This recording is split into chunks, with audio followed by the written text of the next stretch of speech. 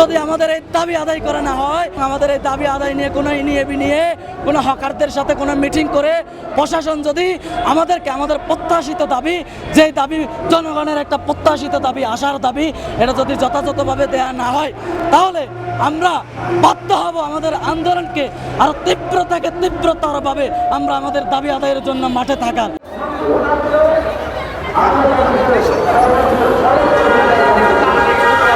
আমরা শান্তিপূর্ণভাবে আমাদের আন্দোলন চালিয়ে যাচ্ছি।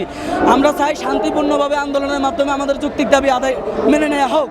কিন্তু যদি শান্তিপূর্ণভাবে আমাদের এই ন্যায্য যৌক্তিক দাবি, ছাত্র, শিক্ষক, চিকিৎসকের যে আজকে তিন শ্রেণীর মানুষ একত্রিত হয়েছে যৌক্তিক দাবি আদায়ের জন্য মাঠে নেমেছে, যদি আমাদের এই দাবি আদায় করা না হয় এবং আমাদের এই দাবি আদায় নিয়ে কোনো হকারদের সাথে কোনো মিটিং করে প্রশাসন যদি আমাদের প্রত্যাশিত দাবি, যেই দাবি জনগণের একটা প্রত্যাশিত দাবি, আশার দাবি, এটা যদি যথাযথভাবে দেয়া না হয়, তাহলে আমরা বাধ্য হব আমাদের আন্দোলনকে আরো তীব্র থেকে তীব্রতরভাবে আমরা আমাদের দাবি আদায়ের জন্য মাঠে থাকার।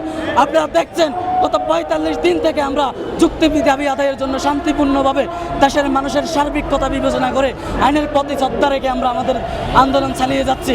কিন্তু আজকে মিটিং চলমান সচিবদের সাথে যদি আমরা আমাদের যৌক্তিক দাবি এবং দেশের মানুষের আশা আকাঙ্ক্ষার বাস্তব দাবি যদি আমরা না পাই, তাহলে আমরা ঘোষণা দিয়ে যাচ্ছি, আমরা জুলাই যোদ্ধা, আমরা হারিনি, আমরা হারবো না, আমরা মাঠে ছিলাম, মাঠে আছি, মাঠে থাকবো এবং আরো ভয়ঙ্কর রূপ নিয়ে আমরা মাঠে আসবো।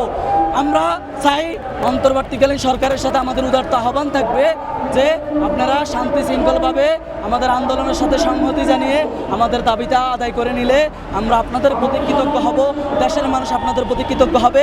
আমরা যদি অযৌক্তিক, অপ্রত্যাশিত কোনো নিউজ পাই, তাহলে আমরা আর আমাদের দাবি আদায়ের ক্ষেত্রে আমরা সুশৃঙ্খল থাকবো না। আমরা আমাদের দাবি আদায়ের জন্য যত লড়াই করতে হয়, যা করতে হয় তা করার জন্য আমরা সদা প্রস্তুত। আমাদের একটি দাবি ছিল, সেটা হচ্ছে বাংলাদেশ ইউনানি আয়ুর্বেদিক মেডিকেল কাউন্সিল গঠন এবং অর্ডিন্যান্স জারি। তো আমরা বিগত 45 দিন ধরে আন্দোলন করছি। আমাদের আইনের 46টি পয়েন্ট ছিল, তার মধ্যে প্রথম মিটিংয়ে আমাদের 6টি পয়েন্ট, মাত্র 6টি পয়েন্ট করেছে। পরবর্তীতে আমাদের আন্দোলনের প্রেক্ষিতে তারা দ্বিতীয় মিটিংয়ে 46টি আইন পর্যালোচনা করেছে। তো এই আমাদের আন্দোলন যদি আমরা না করতাম, এই 46টা পয়েন্ট হয়তো বা তারা পর্যালোচনা করতে দেখা যেত 6 মাস লাগিয়ে দিত। তো এই যে আমরা এই 40 দিনের মধ্যে এই যে আইনটা হচ্ছে এত দূর এগিয়ে নিয়ে আসতে পেরেছি, এটা আমাদের একটা সফলতা। বসুন্ধরা ট্যাবলেট এখন আরো উন্নত। এই হট এয়ার থ্রো টপশিট দ্রুত শোষণ করে সোনামণিকে দেয় কোমল অনুভূতি। আর হচ্ছে আমাদের সচিব মহোদয়ের সাথে যে মিটিং হয়েছে, সেখান থেকে আমাদের আইনটা পর্যালোচনা করার পর অনলাইনে পাবলিশ করা হয়েছে আইনগুলো। তো সেখান থেকে আমরা দেখতে পেয়েছি যে তারা হচ্ছে কিছু অযৌক্তিক নীতি এই আইনের মধ্যে অন্তর্ভুক্ত করেছে। তার মধ্যে একটি হচ্ছে বংশ পরম্পরায় লোকচিকিৎসক। তো এখানে বংশ পরম্পরার বিষয়টা কি? তার বাবা যদি ডাক্তার হয়, তার ছেলে ডাক্তার হবে। এটা কোনোভাবেই যৌক্তিক না। কারণ হচ্ছে কারো বাবা যদি ইঞ্জিনিয়ার হয়, তার সন্তান ইঞ্জিনিয়ার হতে পারে না। যদি প্রাতিষ্ঠানিক শিক্ষা না থাকে, অবশ্যই তাকে প্রাতিষ্ঠানিক শিক্ষার মধ্য দিয়ে এসে তাকে ইঞ্জিনিয়ার হতে হবে। আমার বাবা অ্যাডভোকেট হলে আমি অটোমেটিক অ্যাডভোকেট হয়ে যেতে পারি না, তার জন্য আমার হচ্ছে প্রাতিষ্ঠানিক শিক্ষা লাগে। তো যদি বংশ পরম্পরায় MBBS ডক্টর না থাকে, বংশ পরম্পরায় ইঞ্জিনিয়ার না থাকে, বংশ পরম্পরায় অ্যাডভোকেট না থাকে, তাহলে বংশ পরম্পরায় কিভাবে ইউনানি আয়ুর্বেদিক ডক্টর হয়? এইটা আমরা কোনোভাবেই মানি না। এটা সম্পূর্ণ অযৌক্তিক একটি দাবি। এই যে হচ্ছে রাতের আধারে এই যে এইসব অযৌক্তিক নীতিগুলো ইনক্লুড করেছে, কারা করেছে সেটা হচ্ছে আমাদের খতিয়ে দেখতে হবে। আমরা চাই সেটা অবশ্যই বের হোক। এই যে আরেকটা বিষয়, এই আমাদের হচ্ছে সেক্টর প্রতিষ্ঠিত হয়েছে 36 বছর। 36 বছরেও একটি সেক্টরে কেন আইন কাউন্সিল নেই? যেখানে আইন কাউন্সিল হলে আমরা হচ্ছে ইন্টারন্যাশনালি স্বীকৃতি পাবো, আমাদের উচ্চশিক্ষার জটিলতা দূরীভূত হবে, আমাদের প্রাইভেট প্র্যাকটিসে হয়রানি বন্ধ হবে। তারপরে কেন আইন কাউন্সিল হলো না? এর কারণ হলো দুর্নীতি, দুর্নীতি এবং দুর্নীতি। কারণ দুর্নীতি বাংলাদেশে আকাশ ছুঁয়েছে।